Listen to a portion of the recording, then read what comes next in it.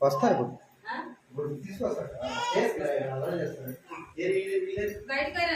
Homework రాసుకోలేదండి. ప్రార్థన చేద్దాం. ఒక్కరు ప్రార్థన చేయండి. ఇప్పుడు జరిగింది ప్రార్థన.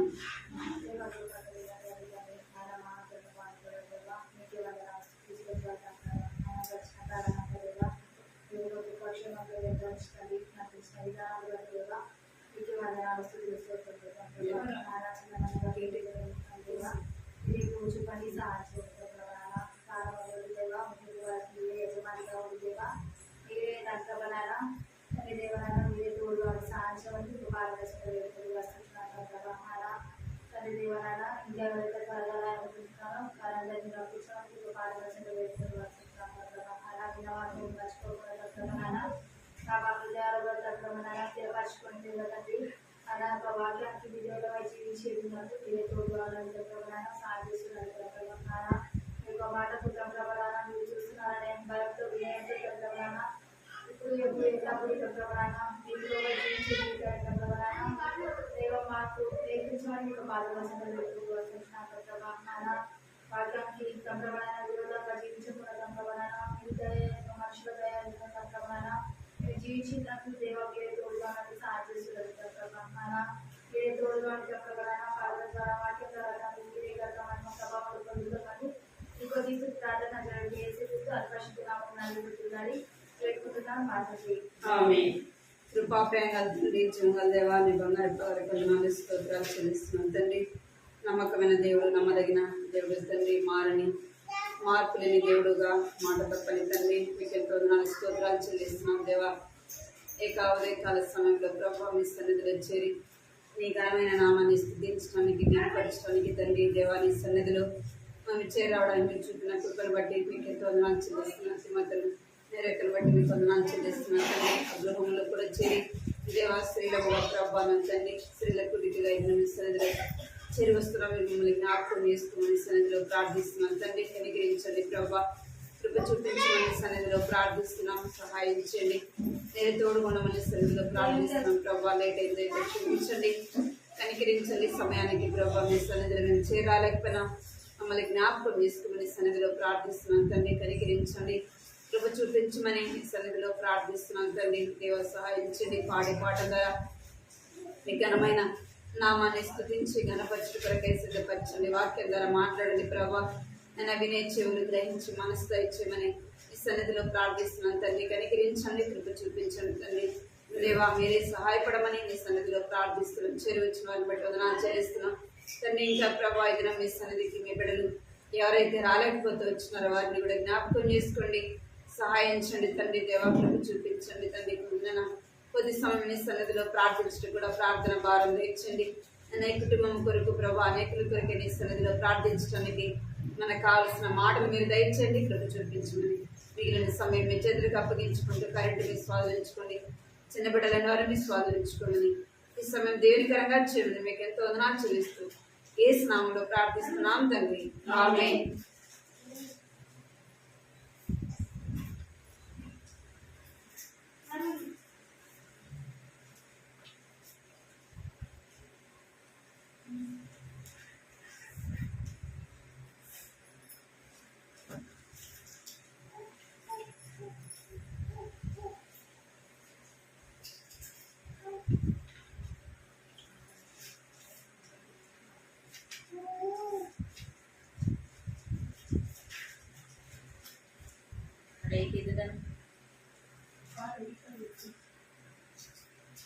పాట సంఖ్య 131.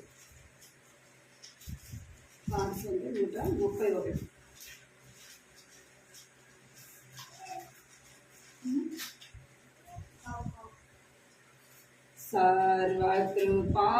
సర్వకృపానిధియగు ప్రభువా, సకల చరాచర సంతోషమా, స్తోత్రము చేసి స్తుతించెదము, సంతసముగా నిన్ను పొగడెదము.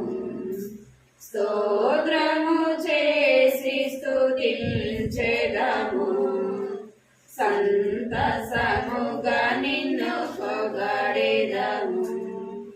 హల్లెలూయా హల్లెలూయా హల్లెలూయా హల్లెలూయా హల్లెలూయా అని పాడెదము. ఆనందముతో సాగెదను, ఆనందముతో సాగెదను. ప్రేమించి నన్ను వెదకితివి, ప్రీతితో నన్ను రక్షించితివి. ప్రేమించి నన్ను వెదకితివి, ప్రీతితో నన్ను రక్షించితివి. పరిశుద్ధముగా జీవించుటకై పాపిని నన్ను కరుణించితివి. పరిశుద్ధముగా జీవించుటకై పాపిని నన్ను కరుణించితివి. హల్లెలూయా హల్లెలూయా హల్లెలూయా హల్లెలూయా హల్లెలూయా అని పాడెదను. ఆనందముతో సాగెదను, ఆనందముతో సాగెదను. అల్పకాల శ్రమలను భావింప అనుదినము కృపలిచ్చితివి. అల్పకాల శ్రమలను భావింప అనుదినము కృపలిచ్చితివి. నాదుని అడుగు జాడలలో నడచుటకు నన్ను పిలచితివి. నాదుని అడుగు జాడలలో నడచుటకు నన్ను పిలచితివి. హల్లెలూయా హల్లెలూయా హల్లెలూయా హల్లెలూయా హల్లెలూయా అని పాడెదను. ఆనందముతో సాగెదను, ఆనందముతో సాగెదను. మరణ శరీరము మార్పు నుండి మహిమ శరీరము పొందుటకై, మరణ శరీరము మార్పు నుండి మహిమ శరీరము పొందుటకై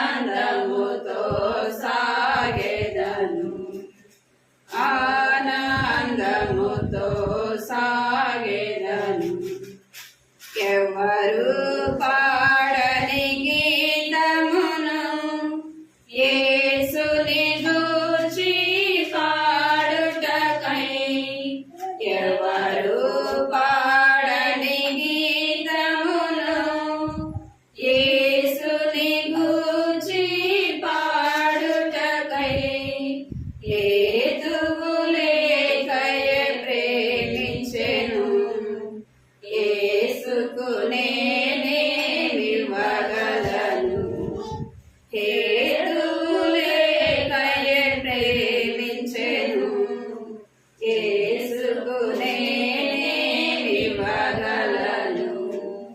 హల్లెలూయా హల్లెలూయా హల్లెలూయా హల్లెలూయా హల్లెలూయా అని పాడెదను.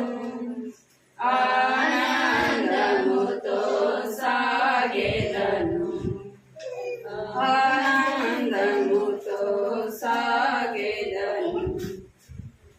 పాట సంఖ్య 477.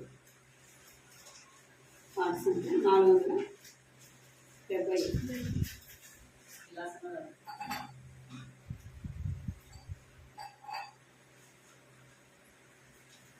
నీ స్వరము వినిపించు ప్రభువా, నీ దాసుడాలకించు. నీ స్వరము వినిపించు ప్రభువా, నీ దాసుడాలకించు. నీ వాక్యమును నేర్పించు, దాని యందు నడచునట్లు నీతో. నీ వాక్యమును నేర్పించు, దాని యందు నడచునట్లు నీతో. నీ స్వరము వినిపించు ప్రభువా, నీ దాసుడాలకించు. నీ స్వరము వినిపించు ప్రభువా, నీ దాసుడాలకించు.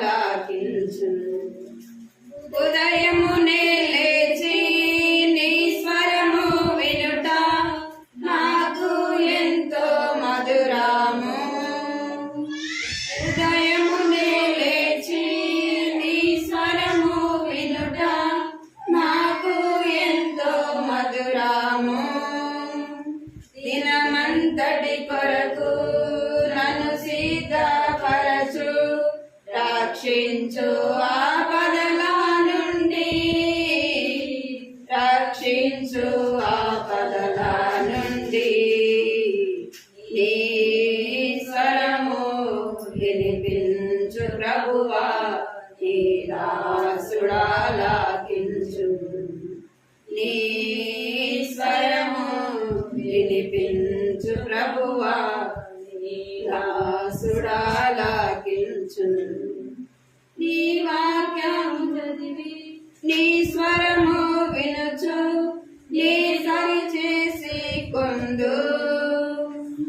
నీ వాక్యం చదివి నీ స్వరము వినుచు, నీ సరి చేసి కొందు. నీ మార్గములలో నడచునట్లుగా నేర్పించుము ఎల్లప్పుడు, నేర్పించుము ఎల్లప్పుడు. నీ స్వరము వినిపించు ప్రభువా, నీ దాసుడాలకించు. నీ స్వరము వినిపించు ప్రభువా, నీ దాసుడాలకించు. భయభీతులలో తుఫానులలో నీ స్వరము వినిపించుము.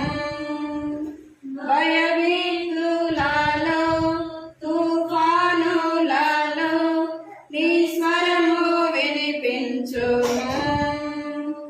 అభయము నిమ్ము ఓ గొప్ప దేవా, ధైర్యపరచుము నన్ను, ధైర్యపరచుము నన్ను. నీ స్వరము వినిపించు ప్రభువా, నీ దాసుడాలకించు. నీ స్వరము వినిపించు ప్రభువా, నీ దాసుడాలకించు. నాతో మాట్లాడు స్పష్టముగా ప్రభువా, నీ స్వరము నా కోరాకే.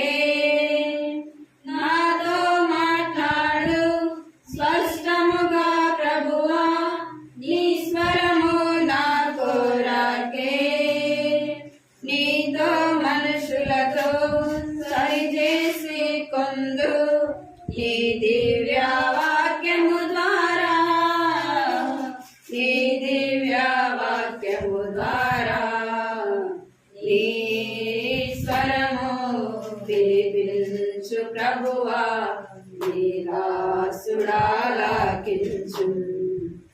నీ స్వరము వినిపించు ప్రభువా, నీ దాసుడాలకించు. నీ వాక్యమగ్ని శుద్ధి వంటిది, అది రెండంచుల గల ఖడ్గం. నీ వాక్యమగ్ని శుద్ధి వంటిది, అది రెండంచుల గల ఖడ్గం.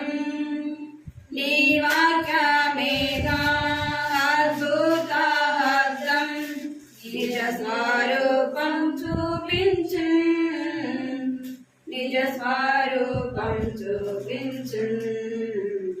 నీ స్వరము వినిపించు ప్రభువా, నీ దాసుడాలకించు. నీ స్వరము వినిపించు ప్రభువా, నీ దాసుడాలకించు. నేర్చుకున్నాను నా శ్రమల ద్వారా నీ వాక్యమును ఎంతో. నేర్చుకున్నాను నా శ్రమల ద్వారా నీ వాక్యమును ఎంతో. నన్నుంచు ప్రభువా నీ విశ్వాసతలో, నీ యందు నిలచునట్లుగా, నీ యందు నిలచునట్లుగా. నీ స్వరము వినిపించు ప్రభువా, నీ దాసుడాలకించు. నీ స్వరము వినిపించు ప్రభువా, నీ దాసుడాలకించు.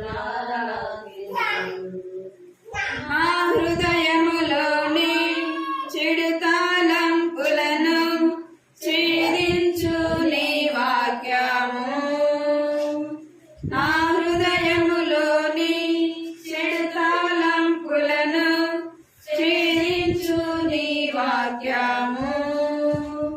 నీ రూపమునకు మార్చుము నన్ను, నీదు మహిమ కొరకేగా, నీదు మహిమ కొరకేగా. నీ స్వరము వినిపించు ప్రభువా, నీ దాసుడాలకించు. నీ స్వరము వినిపించు ప్రభువా, నీ దాసుడాలకించు.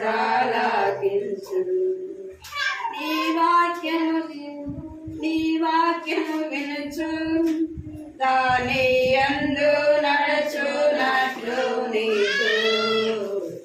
నీ స్వరము వినిపించు ప్రభువా, నీ దాసుడాలకించు. నీ స్వరము వినిపించు ప్రభువా, నీ దాసుడాలకించు.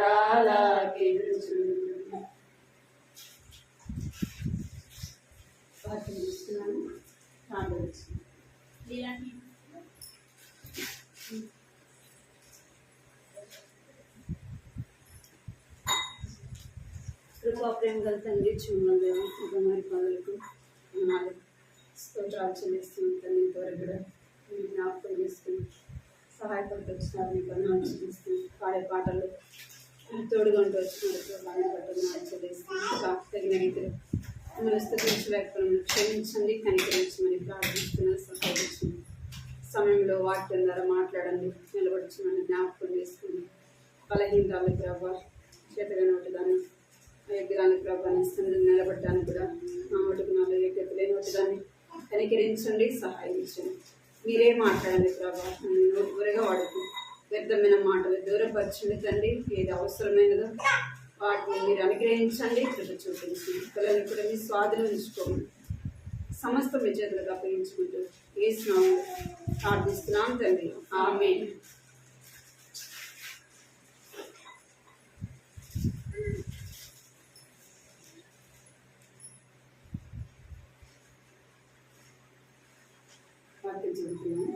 కీర్తనలు 84, 4వ వచనం.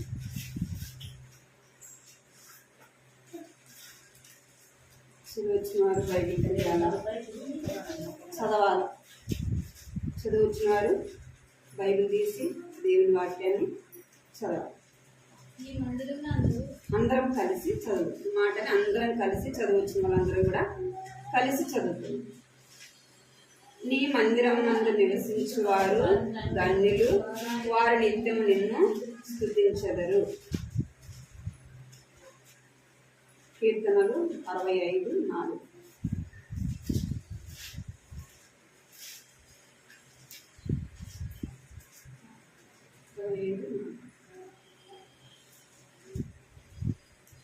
నీ ఆవరణంలో నివసించినట్లు నీవు ఏర్పరచుకున్నవారు ధన్యులు. నీ పరిశుద్ధాలయం చేత నీ మందిరంలో మేలు చేత మేము తృప్తి పొందెదము. లూకాసు వార్త 2వ అధ్యాయం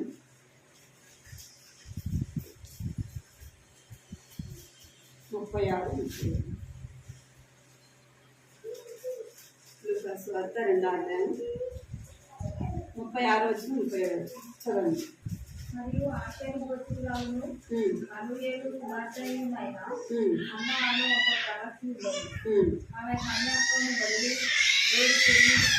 7 పెనిమిటితో సంసారం చేసి బతుకాలం గడిచినదై 84 సంవత్సరములు విధవరాలై ఉండి దేవాలయం విలువగా ఉపవాస ప్రార్థనలతో వెయ్యింబాలు చేసేసింది.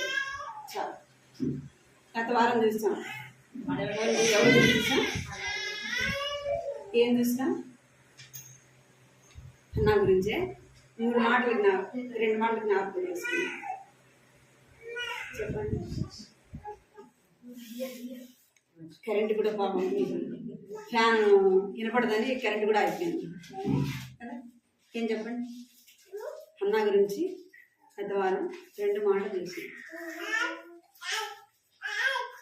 అంటే లోకానుసారంగా ఉండకుండా దేవుని ఎంత కష్టం వచ్చినా దేవుని హత్తుకొని ఇంకా ఇంకొక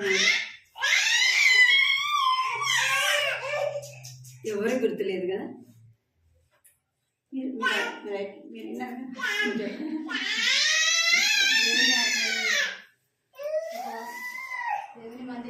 చదవచ్చు కాబట్టి ఏం చేయాలి?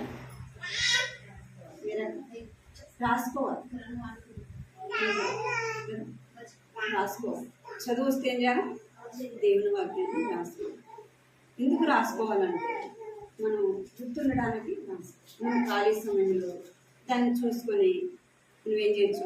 వాక్యాన్ని జ్ఞాపకం చేసుకోవచ్చు. మనం గత వారం విన్న మాటలే గుర్తులేదు. మరి ఒకవేళ పరిస్థితులను బట్టి బైబిల్ తీసివేయబడింది అనుకోండి,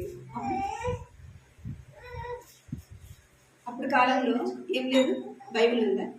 జోసెఫ్ కాలంలో బైబిల్ ఉందా? ధర్మశాస్త్రం కానీ బైబిల్. కానీ వాళ్ళ తల్లిదండ్రులు చెప్పిన మాటలే వాళ్ళు ఏం చేస్తూ వచ్చినారు? హృదయంలో భద్రపరుచుకుంటూ వచ్చినారు. ఇట్లా మన దేవుని వాక్యాన్ని వస్తాం, వింటాం, కానీ దాన్ని ఏం చేస్తున్నాం? మర్చిపోతుంది. మన వాక్యాన్ని ఏం చేయాలి? గుర్తుపెట్టుకోవాలంటే రాసుకోవాలి. చదువు వచ్చు కదా, చదువు రాకపోతే చదువు రాదు కాబట్టి రాసుకోవడం కూడా రాదు. మనం చదువు వచ్చు కాబట్టి దేవుడు ఇచ్చిన జ్ఞానాన్ని బట్టి దేవుని వాక్యాన్ని ఏం చేయాలా? రాసుకోవాలి. అన్న ఏం చేస్తుందంట? తీర్మానము చేస్తుంది. ఏం చేస్తుంది? తీర్మానం చేస్తుంది. దేనికోసం తీర్మానం చేస్తుంది? ఎక్కడ ఉండడానికి తీర్మానం చేసుకుంది అంటే దేవుని మందిరంలో ఉండడానికి తీర్మానము చేస్తుంది. రెండోది, అన్న ఏం చేస్తుందంట? సేవ చేస్తుంది. ఏం చేస్తుందంట? సేవ. అది ఏదైనా కావచ్చు. మందిరంలో ఊడ్చేది కావచ్చు, సాపలేసేది కావచ్చు, మందిరంలో ఏ చిన్న పని చేసినా దేవుని దగ్గర ఏముందంటే మనకి బహుమానము ఉంది. మన కుటుంబం కొరకు మనం ఎంతో ప్రయాసపడతాం. మన కుటుంబం కొరకు మనం ప్రయాసపడడానికి మనకి ఎవరు కూడా బహుమానము ఇవ్వరు. భర్త ఏడు, అత్తమామ ఇవ్వదు, లేదా తల్లిదండ్రులు ఎవరు కూడా మీరు బహుమానము ఇవ్వరు. దేవుని మందిరంలో మనం ఒక చిన్న పని చేసిన ఏముందంట బహుమానము ఉంది. మరి మనం దేనికోసం ప్రయాసపడాలా? దేవుని ఇంటిలో దేవుని పని చేయడానికి, దేవుని పరిచయం చేయడానికి మన వంతు మనం ప్రయాసపడాలి. కొన్ని కనబడతాయి, కొన్ని కనబడతాయి కదా. కొన్ని వస్తువులు అందరికి కనబడేటట్లు ఉంటాయి, కొన్ని వస్తువులు కనబడకుండా ఉంటాయి. కానీ అన్నీ ఏం చేస్తాయి? పని చేస్తాయి, అన్ని అవసరానికి ఉపయోగపడతాయి. అట్లా దేవుని మందిరంలో కూడా ఏమంట వాక్యం చెప్పేవాళ్ళు కనపడతారు అందరికి, అవునా కదా. వాక్యం చెప్పేవాళ్ళు, వాయిద్యాలు వాయించేవాళ్ళు ఏం చేస్తారు? అందరికి కనపడతారు. వినేవాళ్ళు కనపడతారు, అందరికీ కనపడతారా? కనపడరు కదా. మరి ఊడ్చేవాళ్ళు కనపడతారా? గిన్నెలు కనపడతారు, లేదా వంట చేసేవాళ్ళు కనపడతారు? కనపడరు. కానీ వారి వంతు వాళ్ళు ఏం చేస్తున్నారు? దేవుని ఇంట్లో సేవ అనేది చేస్తున్నారు. దేవుని దగ్గర బహుమానం అనేది ఉంది. మనం కూడా ఏం చేయాలంటే అన్నావలే తీర్మానం చేసుకో. ఎక్కడ ఉండడానికి? దేవుని ఇంట్లో ఉండడానికి దేవుని కొరకే తీర్మానం చేసుకోవాలి. రెండోది, మనం దేవుని సేవలో మన వంతు మనం ఏం చేయాలంటే ప్రయాస. మనం ఒక దినము మనం ఎన్ని సంవత్సరాలు ఈ భూమి మీద బ్రతుకున్నాం, ఒక దినం అనేది విడిచిపెట్టాలి, దేవుని దగ్గరికి వెళ్ళాలి. నువ్వు లోకంలో నీ కుటుంబం కొరకు నువ్వు ఎంత ప్రయాసపడినా దేవుడు అడగదు. దేవుడు నువ్వు ఎంత సంపాదించినావని దేవుడు అడగదు. నువ్వు ఎంత దానధర్మం చేసినావు దేవుడు అడగదు. ఏమంటాడు? నువ్వు దేవుని ఇంట్లో నువ్వు ఎంత పని చేసినావు అదే ఆయన చూస్తాడు. దాన్ని బట్టి నీకు నాకు మనందరికి కూడా ఏముంది? బహుమానము ఉంది. ఆమె ఏం చేసిందంట? సేవ. గత వారం చూసింది, వారం కూడా చూద్దాము. అన్న అనే పేరుకి అర్థం ఏంటంటే కృప. ఏమంట? కృప, దేవుని యొక్క కృప. ఈ అన్న మనం చదువుతూ వచ్చినాము. ఈ రెండు మాటలు మన గత వారంలో చూసుకుంటాం. ఈ వారం కూడా చూద్దాము. 1 తిమోతి 5వ అధ్యాయము 5-6 వచనాలు చదువుతాం. 1 తిమోతి 5వ అధ్యాయము 5-6 వచనాలు చదువుతాం. బైబిల్ తీయకపోయినా మీరు వాక్యాన్ని వినాల. ఇక్కడ వాక్యం వినాల. వాక్యము పిల్లల్ని చూసుకుంటేనే మన చెవులు ఎక్కడ ఇవ్వాలా? వాక్యానికి ఇవ్వాలి. అందుకే దేవుడు మాట్లాడేదానికి ఒక నోరు ఇచ్చినాడు, వినేదానికి ఎన్ని ఇచ్చినాడు? 1, 2 ఇచ్చినాడు కదా. మరి 2 ఎక్కువ పని చేస్తే 1 ఎక్కువ పని చేస్తే 2 తక్కువ పని చేస్తున్నాయి, 1 ఎక్కువ పని చేస్తుంది. మాట్లాడేది ఎక్కువ మాట్లాడు, వినేది తక్కువ. కాబట్టి మన పిల్లల్ని చూసుకుంటానే దేవుని వాక్యాన్ని వినాలి.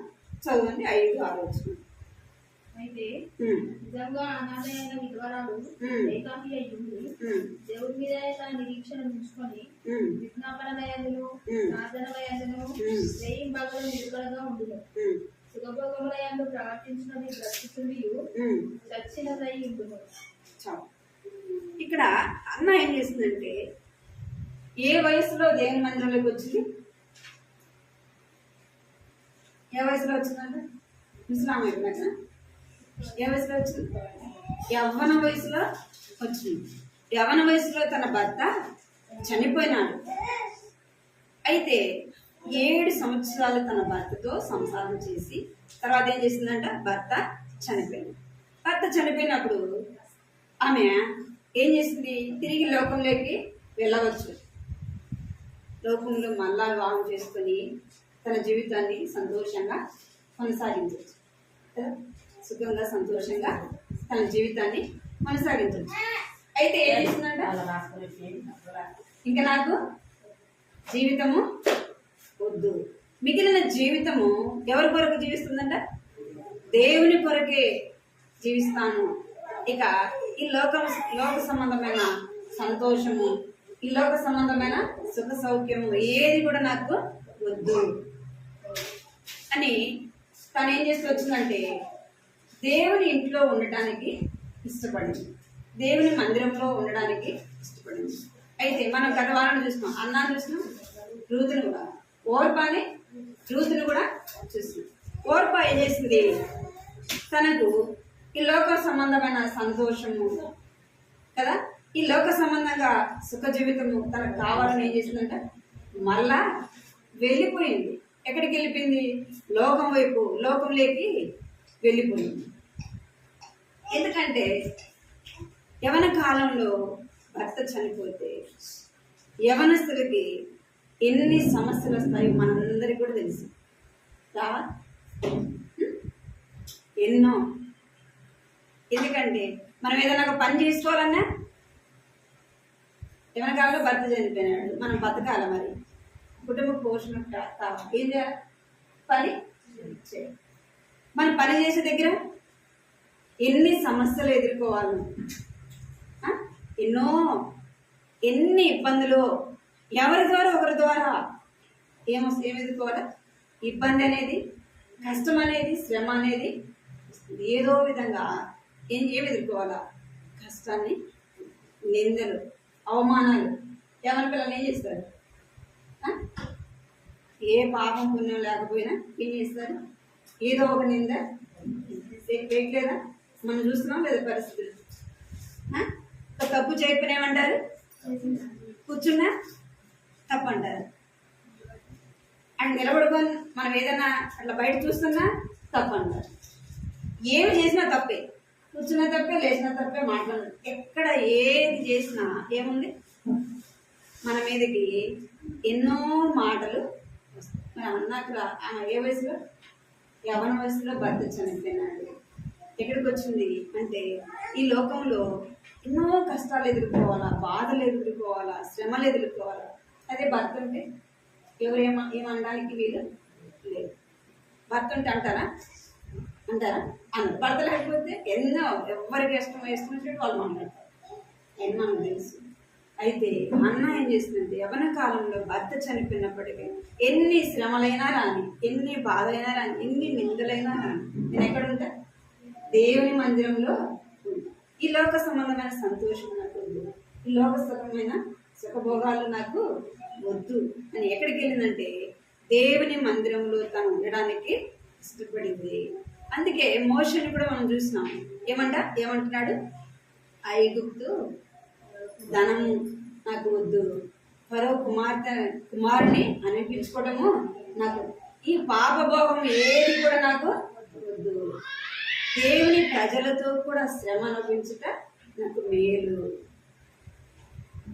ఎందుకు మేలు, శ్రమ అనుభవించడం మేలు ఎందుకే కదా. 7 ఏళ్ళు మనం ఏడ్చోండి దగ్గరికి వెళ్ళి నీకు మేలు కలుగుతుంది, నీకు ఆశీర్వాదం వస్తుంది, ఎంత బాధపడతాడు.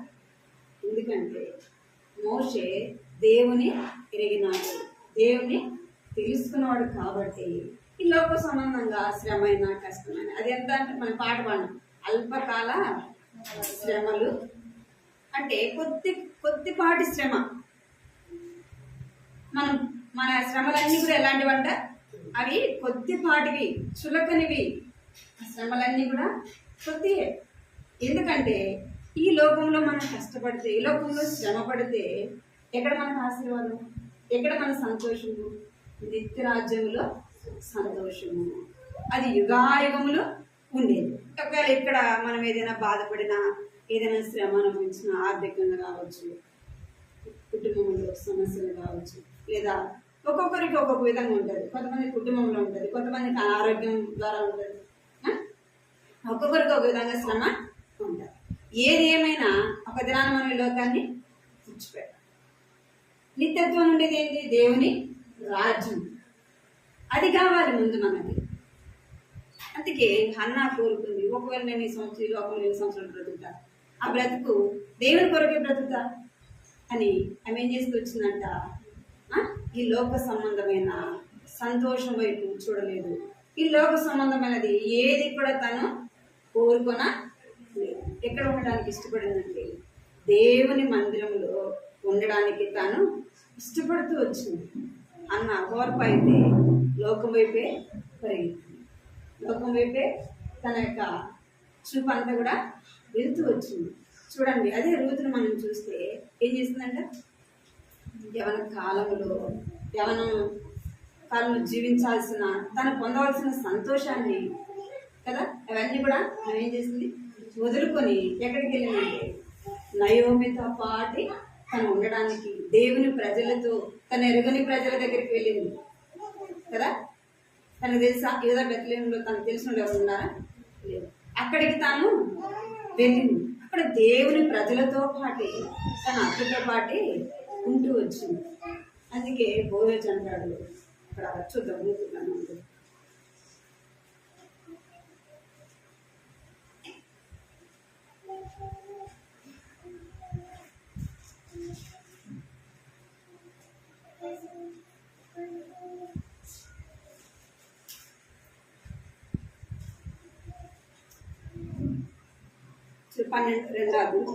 పన్నెండవ చదవండి.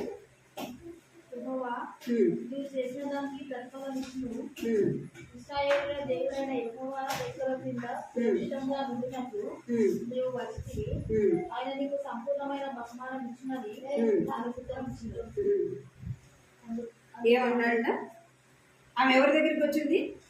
యెహోవా నీవు చేసిన దానికి ప్రతిఫలము ఇచ్చును. ఇశ్రాయేలు దేవుడైన యెహోవా రెక్కల కింద సురక్షితంగా ఉన్నటకు నీవు వచ్చితివి. ఎక్కడికి వచ్చిందంట? దేవుని యొక్క రెక్కల నీడకి వచ్చింది. దేవుణ్ణి తనకు ఆశ్రయంగా చేసుకుంటూ ఎక్కడ ఉండడానికి ఇష్టపడిందంటే దేవుని ప్రజలతో పాటు ఉండడానికి ఇష్టపడుతూ వచ్చింది. రూతు తను ఏం చేస్తూ వచ్చిందంటే తను చేసిన దానికి ఆమె పొందుతూ వచ్చిందంట, బహుమానము పొందుతూ వచ్చింది. ఇక్కడ బోయజ్ అంటాడు 9వ అధ్యాయంలో, చదవండి 9వ వచనం, 2వ అధ్యాయం 9వ వచనం.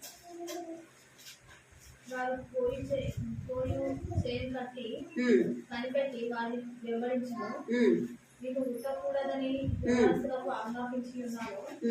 నీకు దాహమగినప్పుడు పొలగయలకు పోయి కనివారు చేసిన నీటిని త్రాగమని చెప్పారు. చాలా ఇక్కడ ఆమెకి ఏం కలుగుతుందంటే ఆశ్రయము కలుగుతుంది. బోయజు చెప్పాడు. ఎందుకంటే యవనస్తురాలు రూతు కదా, భర్త లేదు, అత్త విధవరాలు, తనకు అక్కడ ఎవరు కూడా తెలియదు. ఏం చేస్తారు, పొరుగు స్త్రీ కదా, వేరే నుంచి వచ్చింది కదా అని ఎవరైనా ఏమైనా అంటారేమో అని ఏం చేసినారంట, యవనస్తులకి నేను ముట్టకూడదని ఆజ్ఞాపించింది. అంటే భద్రత కదా. ఆమె ఎవరిని ఆశ్రయించిందంటే దేవుని ఆశ్రయించింది. యెహోవా రెక్కల కిందకి వచ్చింది. మనం ఎవరిని ఆశ్రయించాలా? మన తీర్మానం ఏంది? ఎక్కడ ఉండడానికి ఇష్టపడాలా అంటే దేవుని ప్రజలతో కూడా ఉండడానికి ఇష్టపడాలి.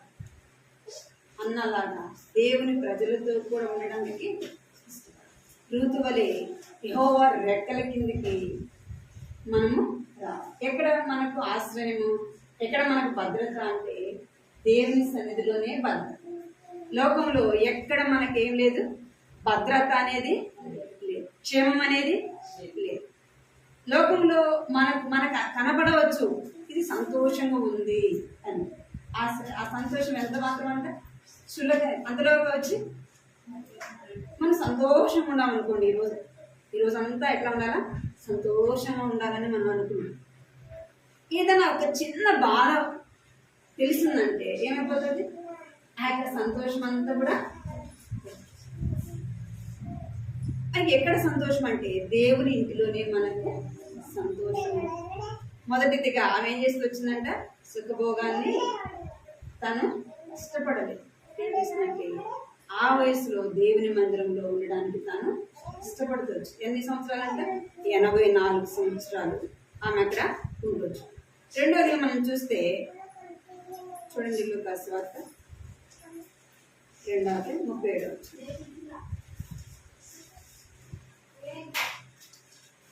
24 సంవత్సరములు విధవరాల ఉండి దేవాలయం వృధాతో ఉపవాస ప్రార్థనలతో సేవ చేయుచున్నది. చాలు. ఇక్కడ ఏముంది, దేవాలయమును విడువక. రెండోది ఫస్ట్ ఆమె ఎక్కడుందంట? లోక సంబంధమైన సంతోషాన్ని సుఖభోగాన్ని వదులుకునింది. రెండోదిగా ఎక్కడ ఉందంటే దేవాలయమును విడువక. ఏం విడిచిపెట్టలేదు? ఏం విడిచిపెట్టలేదంట? దేవాలయాన్ని విడిచిపెట్టలేదు. దేవాలయాన్ని విడిచిపెట్టలేదంటే అర్థమైంది. దేవాలయాన్ని విడిచిపెట్టకుండా ఉండాలంటే ఏం చేయాలి? దేవుని మందిరంలోనే ఉండాలి కదా. దేవాలయం విడిచిపెట్టకూడంటే దేవుని మందిరంలోనే ఉండాలి. అందుకే ఆమె ఏం కోరుకుందంటే దేవుని మందిరంలో ఉండేదానికి కోరుకుంది. అందుకే దావీదు రాజు అంటాడు కీర్తనలు 23:6 చిరకాలము నేను యెహోవా మందిరంలో నివాసము చేస్తాను. ఎప్పటి వరకు అంట? చిరకాలము అంటే నా బ్రతుకు దినములన్నీ యెహోవా మందిరంలో నివసించేదను. అందుకే కీర్తన చూడండి 16:11 తీసుకున్నా చూడండి. 16:11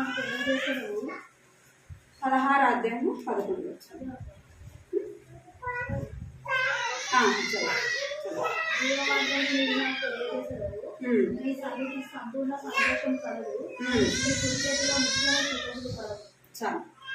ఏమంట? దేవాలయంలో ఏముందంట? జీవ మార్గం ఉంది. రెండోది ఏముంది? దేవుని సన్నిధిలో సంపూర్ణ సంతోషం. దేవుని సన్నిధిలో ఏముందంట? సంతోషము. నీ కుడి చేతిలో నిత్య సుఖము కలదు. ఎందుకు ఆమె దేవుని మందిరంలో ఉందంటే ఏముందంట? దేవుని మందిరంలో నిత్యము సంతోషము ఆనందము ఉంది. మనం కూడా ఏం చేయాలంటే దేవాలయమును విడువక ఏం చేయాలా? అన్నలాగా దేవాలయం విడిచిపెట్టక. ఎందుకంటే ఈ లోకంలో ఎన్నో పరిస్థితులు, వాటిని అన్నిటినీ మనం అధిగమించాయి మనం ముందుకు పోవాలంటే ఏం చేయాలి? దేవుని ఆలయంను విడువక ఏం చేయాలా? హత్తుకునే వారంగా దేవాలయమును విడిచిపెడితే, దేవుని విడిచిపెడితే ఏమొస్తుంది?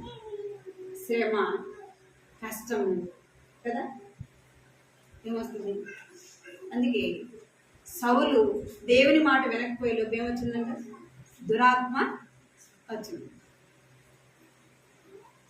ఏమొస్తుంది? దేవుని సన్నిధిని విడిచిపెడితే కష్టాన్ని, శ్రమని ఎన్నో మనం కొని తెచ్చుకుంటాం. అన్న ఏం చేస్తూ వచ్చిందంటే దేవాలయం విడువక దేవాలయంలో తాను నివసిస్తూ వచ్చింది. ఇంకేముందంటే దేవుని మందిరంలో ఆనందము. ఏముందంట? దేవుని ఆనందం. యెషయా గ్రంథము 56:7 56:7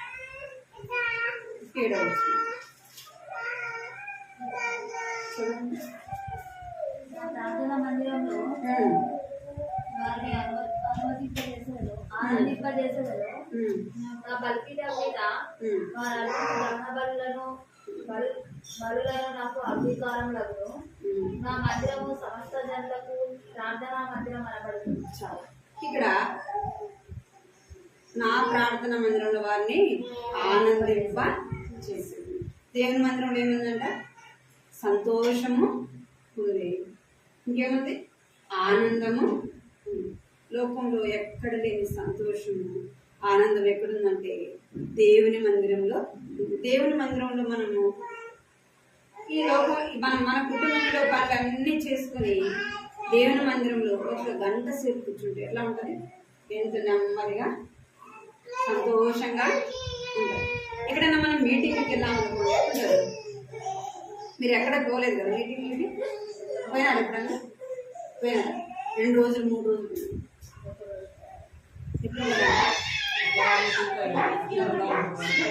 మనం 3 రోజులు 4 రోజులు 5 రోజులు మీటింగ్ పెట్టినప్పుడు మనం వెళ్ళామనుకోండి, మనకి ఇల్లే గుర్తురాదు, ఏది కూడా మనకు గుర్తురాదు. నా అనుభవం నేను చెప్తున్నాను.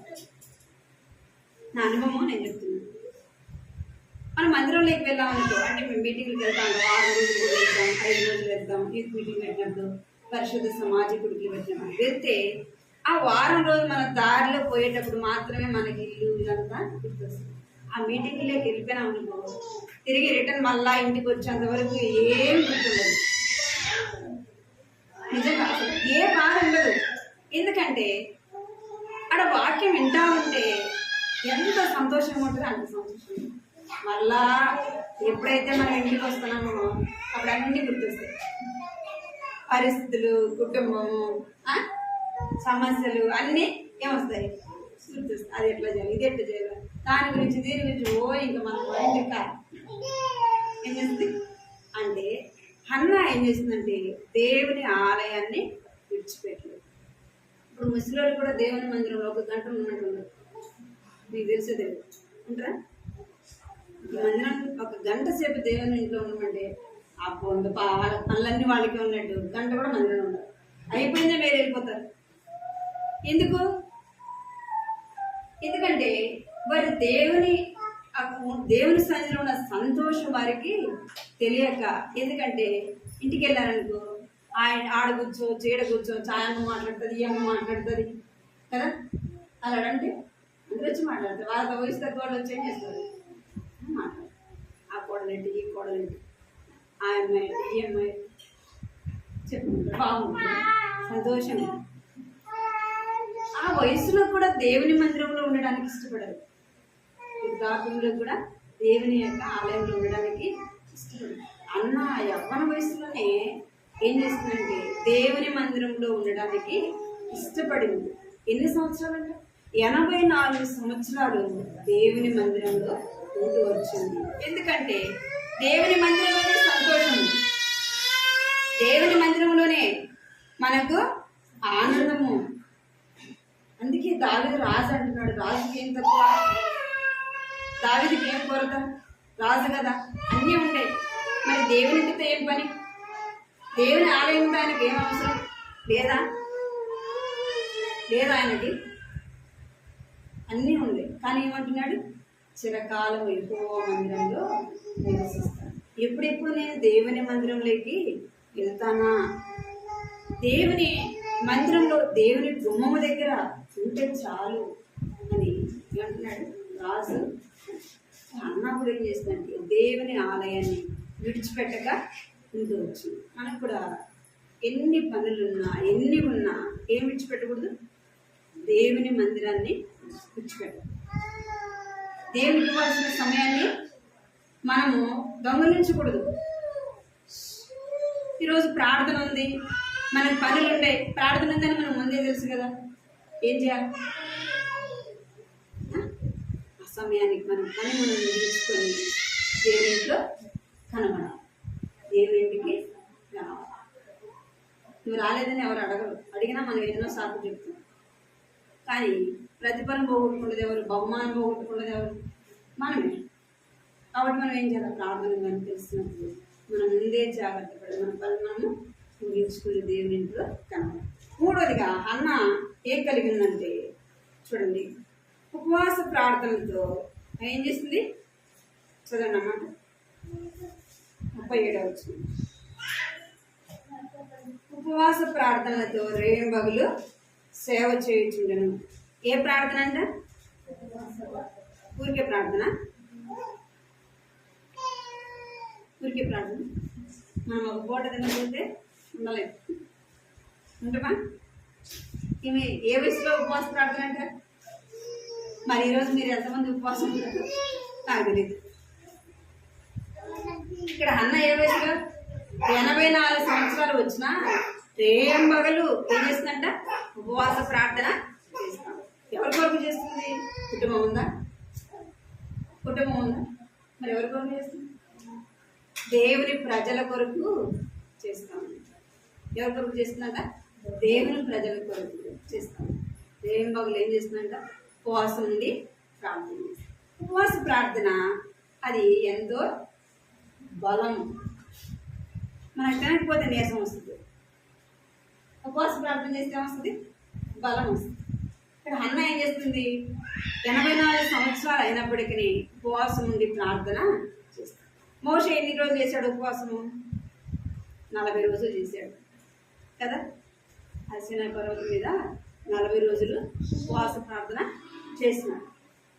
కిందకి వస్తే మోషే మొహం ఎట్లా ఉందంట, ప్రకాశిస్తా ఉందంట. అసలు ఆయన ప్రకాశం వాళ్ళు చూడలేకపోయారు ఇశ్రాయేలు. మరి ఉపవాసం అంటే ఏం కావాలా, నేర్చించుకోవాలి, మన మొహం అంతా వాడిపోవాలి. మాట రాదు ఒక రోజు ఉంటే, మాట వస్తుందా? మరి ఎన్ని రోజులు చేశాడు? 40 రోజులు చేశాడు.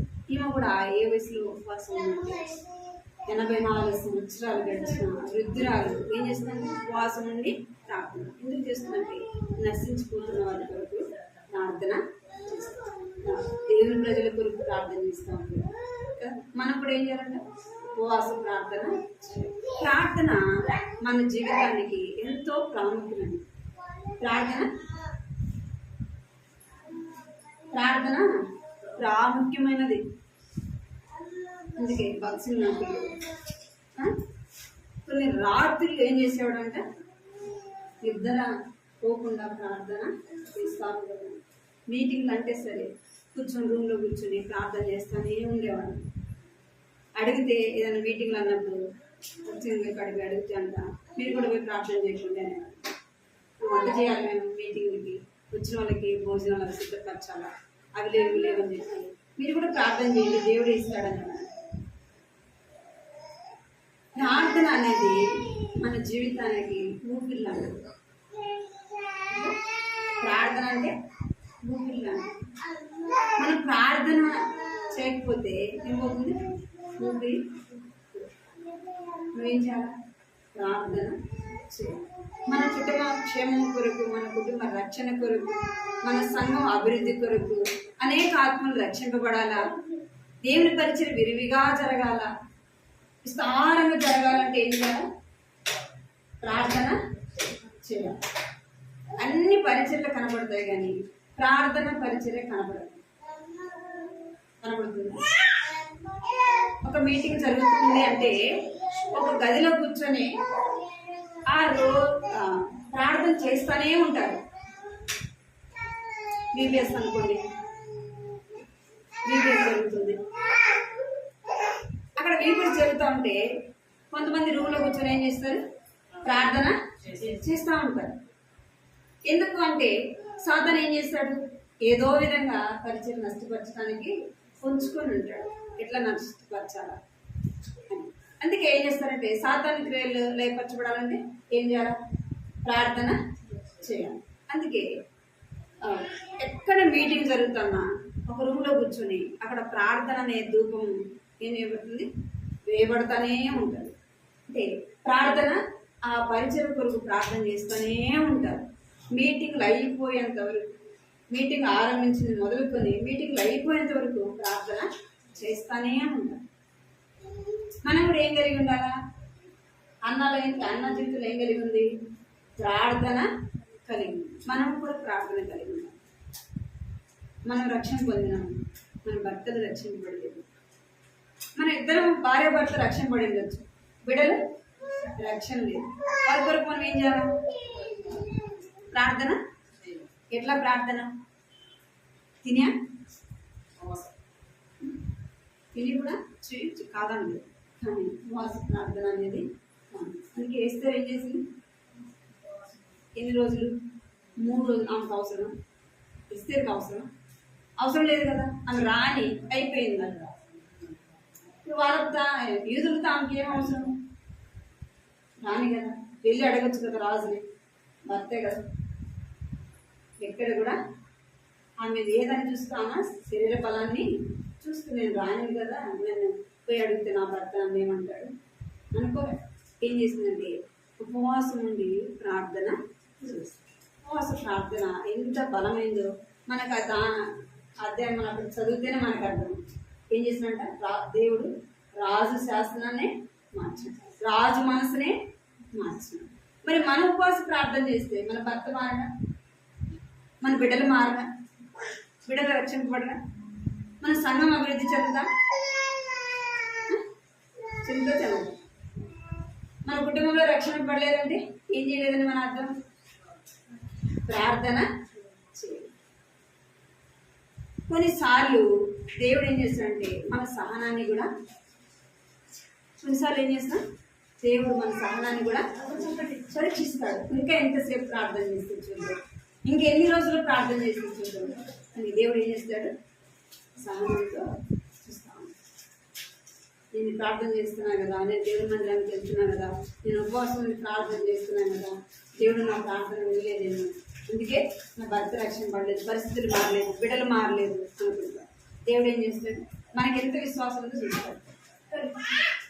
మనకి ఎంత విశ్వాసం ఉందో, మనం ఎంతవరకు సహనం కలిగి ప్రార్థన చేస్తామో అది కూడా దేవుడు చూస్తాడు.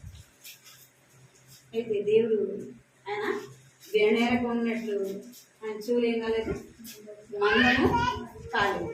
రక్షింపనేరకు ఉన్నట్లు ఆయన హస్తము కురచ కాలేదు. ఎందుకంటే మన సహనాన్ని పరీక్ష. అందుకే అబ్రహాం ఎవరి కోసం ప్రార్థన చేశాడు, ఎవరి కోసం ప్రార్థన చేశాడు అబ్రహాం? లోతు కొరకు ప్రార్థన బతిమిలాడుతా ఉన్నాడు. ఎవరు? అబ్రహాం లోతు కొరకు. 70 మంది, 60 మంది, 50 మంది, ఇంకా 40 మంది, 20 మంది, ఎంతమంది ఉన్నారు అక్కడ? లోతు కుటుంబం ఎంతమంది? 4. అంటే బతిమలాడుకుంటా ఉన్నాడు ఆ దేవుని. ప్రభా, ఆ పట్టణంలో 70 మంది కనపడితే నువ్వు ఆ పట్టణాన్ని కాపాడవా, 60 మంది కనపడితే కాపాడవా. అంటే ఎవరి కొరకు అంటే లోతు కొరకు అబ్రహాము దేవుని దగ్గర బతిమలాడుతూ ఉన్నాడు. అంటే దేవుడు సహనాన్ని ఏం చేస్తున్నాడు చూస్తాను. అబ్రహాం ఏం చేస్తున్నాడు? ప్రార్థన చేస్తున్నాడు. అబ్రహాము ప్రార్థన దేవుడు విని ఎవరి కాపాడినాడు? లోతు కుటుంబాన్ని రక్షించినాడు. యోబు ఎవరి కోసం ప్రార్థన చేస్తున్నాడంట?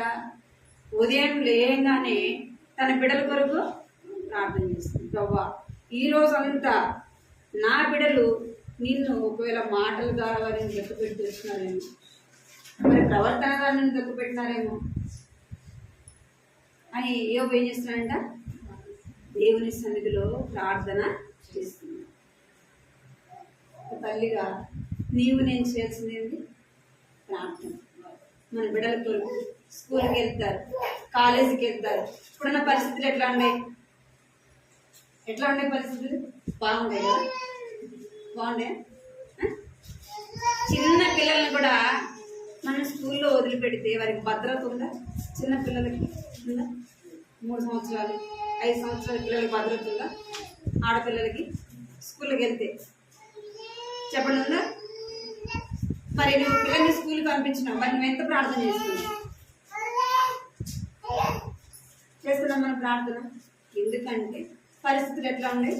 భయంకరంగా లోకము, పాపము పిచ్చలు విడి దుర్మార్గం ఏమైపోతుంది? అత్యధికంగా ఎవరిని నమ్మడానికి వీల్లేదు. ఎవరిని నమ్మడానికి వీల్లేదు. ఎవరినైనా నమ్మి చిన్న పిల్లని, 3 సంవత్సరాల పిల్లని కూడా మనం పంపించు రోజులు ఇవి కాదు. మరి మనం ఎట్లా ఉండాలి? మనం ఎంత ప్రార్థన చేయాలి? తల్లిగా చేస్తారంటే కాడ ఖాళీగా ఉన్నప్పుడు ప్రార్థన. దేవక, మేరక సమయం వారం అంతట్లో ఎప్పుడు మనం మీటింగ్లు సాయంత్రమే కదా, శుక్రవారం మాత్రమే ఉదయం. మరి మిగిలేటన్నీ ఎప్పుడు? మంగళవారం సాయంత్రం, బేస్తవారం సాయంత్రం. మరి పగలంతా ఖాళీనే కదా. మరి ఏం చేస్తున్నారు అంటే ఏం లేదు, మనకి బాధ్యత లేదు. ఏదో ఉదయం లేసినాం, అన్నం వండినాం, బాక్స్కి వేసినాం, బడ్డీ వదులుతున్నాం, వాళ్ళే వస్తారు సాయంత్రం. అంతేనా? రోజంతా పని అయిపోయిన తర్వాత సమయం దొరికినప్పుడు మనం ఉదయం ఎక్కువ ప్రార్థన చేసుకోవడానికి సమయం ఉండదు. కాబట్టి ఏం చేయాలి? పిల్లలు స్కూల్కి వెళ్ళిన తర్వాత నెమ్మదిగా కూర్చొని బైబిల్ చదువుకొని, చదవడం రాదు, ప్రార్థన చేస్తాం. బైబిల్ చదివేది రాదు, ఏం చేయొచ్చు? ప్రార్థన చేసేది వస్తుంది. మాట రాకపోతేనే ప్రార్థన చేసేది రాదు. మనం ప్రార్థన చేయలేదంటే మాటలు రావని అర్థం. మన నోరు ఏ దానికి ఉపయోగపడుతుంది? లోకం కొరకు ఉపయోగపడుతుంది కదా. మన నోరు లోకం కొరకు ఉపయోగపడుతుంది. దేవుని సన్నిధిలో మనం ఏం చేయట్లేదు? ప్రార్థన ఎంతైనా అవసరం. ఉపవాస ప్రార్థన అనేది నీ కుటుంబం కొరకు వారానికి ఒక్క దినమైన ఉపవాసం ఏం చేయాలి? ప్రార్థన చేయకపోతే మన బిడ్డలకు భద్రత లేదు, మనకు లేదు, మన కుటుంబానికి కూడా భద్రత లేదు. అందుకే యోగు తన చుట్టూ ఏ కంచె ఉందంట? ప్రార్థన అనే కంచె ఉంది. ఇంటికి చుట్టూ కాంపౌండ్ గోడ లేకపోతే అన్నీ వస్తాయి. పశువులు వస్తాయి, మేకలు వస్తాయి, కుక్కలు వస్తాయి, బర్రెలు అన్నీ వస్తాయి. ఏం చేస్తాయి? ఇంటి చుట్టూ ఉన్న చెట్లన్నీ ఏం చేస్తాయి? తొక్కేసుకుంటాయి. అదే కాదంటే కాంపౌండ్ గోడ ఉంటే అన్ని భద్రంగా. అదే మాదిరిగా నీ ప్రార్థన నీ పిల్లల చుట్టూ కంచె లేకపోతే ఏమైపోతుంది? నష్టాన్ని చూడాల్సి వస్తుంది. అది చెప్పే నాకైనా వినే మీకైనా ఏముండాలి? ప్రార్థన అనేది అవసరము. అన్నయం కలిగి ఉంది. ఈ లోక సంబంధమైన సంతోషము ఏది వద్దని ఆమె ఏం చేసింది? ఈ లోక సంబంధం వైపు అమ్మ చూడలేదు. లోక సంబంధమైన ఏది నాకు వద్దని తను ఏం చేస్తూ వచ్చిందంటే దేవుని సన్నిధిలో దేవాలయం విడువక ఉంటూ వచ్చింది. ఇంకా ఏం చేస్తూ వచ్చిందంట? రే అనక పగలనక ఏం చేస్తుందంటే ఉపవాసం నుండి ప్రార్థన చేస్తాం. మనం కూడా ప్రార్థన జీవితం మనము కలిగి ఉన్నారు. మన ప్రార్థన ద్వారా మన కుటుంబం రక్షణ పడుతుంది, మన సంఘం అభివృద్ధి చెందుతుంది, మన కుటుంబం కూడా ఏమైపోతుంది? ఆశీర్వాదానికి కారణంగా మనము ప్రార్థన లేకపోతే మనం చూసి అందరూ ఎగతాలు చేస్తారు. ఈ చర్చికి వెళ్తారు కదా, ప్రార్థనకి వెళ్తారు కదా, వీరి కుటుంబంలోనే ఎన్ని సమస్యలు